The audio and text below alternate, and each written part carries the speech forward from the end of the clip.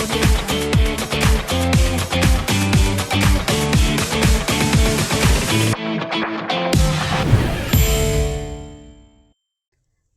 To Lavanya's kitchen corner. இன்றைக்கி நம்ம வீடியோவில் என்ன பார்க்க போகிறோன்னா, ரொம்பவே டேஸ்டான ரசம் எப்படி செய்கிறதுங்கிறது தான் பார்க்க போகிறோம். வீடியோக்குள்ளே போகிறதுக்கு முன்னாடி நம்மளோட சேனலை சப்ஸ்கிரைப் பண்ணாதவங்க சப்ஸ்கிரைப் பண்ணுங்கள். அப்படியே பக்கத்தில் இருக்க பெல் ஐக்கானை கிளிக் பண்ணிடுங்க. அப்போ தான் நான் போடுற ஒவ்வொரு வீடியோவும் உங்களுக்கு நோட்டிஃபிகேஷனில் வரும். வாங்க இப்போ வீடியோக்குள்ளே போகலாம். இப்போ ஒரு பாத்திரத்தில் நல்லா பழுத்த 2 தக்காளி பழத்தை கட் பண்ணி சேர்த்துட்டு அது கூட ஒரு துண்டு புளியும் கொஞ்சமாக கொத்தமல்லி தலைகளை சேர்த்துக்கலாம். ஒரு சொம்பு அதில் சுடுதண்ணி சேர்த்துட்டு ஒரு 10 நிமிஷத்துக்கு நம்ம அதை அப்படியே வச்சிடலாம். இப்போது ரசப்பொடி ரெடி பண்ணுறதுக்கு ஒரு மிக்ஸி ஜாரில் 1 ஸ்பூன் மல்லி, 1 ஸ்பூன் சீரகம், 1/2 ஸ்பூன் அளவு மிளகு சேர்த்துட்டு 3 வரமிளகாய் அது கூட சேர்த்து இந்த அளவுக்கு பவுடர் பண்ணி எடுத்துக்கலாம்.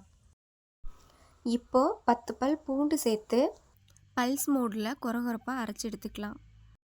அரைச்ச பவுடரை கரைச்சி வச்ச தக்காளி கூட சேர்த்துடலாம். இதை நல்லா மிக்ஸ் பண்ணி விட்டுக்கலாம்.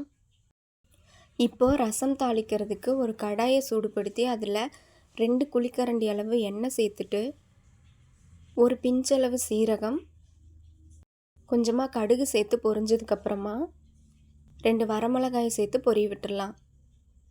இப்போது ஒரு துண்டு பெருங்காயத்தை அதில் சேர்த்துடலாம். இது எல்லாமே நல்லா பொரிஞ்சதுக்கப்புறம் கரைச்சி வச்ச தக்காளி தண்ணியை அதில் ஊற்றிடலாம். இப்போ கொஞ்சமாக தண்ணி சேர்த்துட்டு 1/4 ஸ்பூன் அளவு மஞ்சள், 1 ஸ்பூன் அளவு உப்பு சேர்த்துட்டு எல்லாத்தையும் ஒன்றோட ஒன்று நல்லா மிக்ஸ் பண்ணி விட்டுக்கலாம். ரசம் இந்த மாதிரி நுரக்கட்டி வரும்போது 1/4 ஸ்பூன் அளவு சர்க்கரை சேர்த்துட்டு கொத்தமல்லி இலைகளை அதில் தூவிடலாம். சர்க்கரை சேர்க்கும் போது ரசம் கொஞ்சம் டேஸ்ட் கூடுதலாக இருக்கும். அதுக்காக தான் இந்த சர்க்கரை இதில் சேர்க்குறது. ரசம் கொதிக்க விடக்கூடாது. இந்த மாதிரி நுரக்கட்டி வரும்போதே ஸ்டவ்வை ஆஃப் பண்ணிடணும். அவ்வளோதாங்க, ஈஸியான ஒரு ரசம் சூப்பராக ரெடி ஆயிடுச்சு.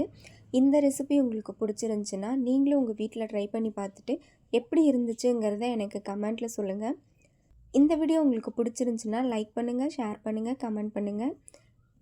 மறுபடியும் நான் இதே மாதிரி வேறு ஒரு ரெசிபியோட அடுத்த வீடியோவில் உங்களை மீட் பண்ணுறேன். அது வரைக்கும் நன்றி, வணக்கம்.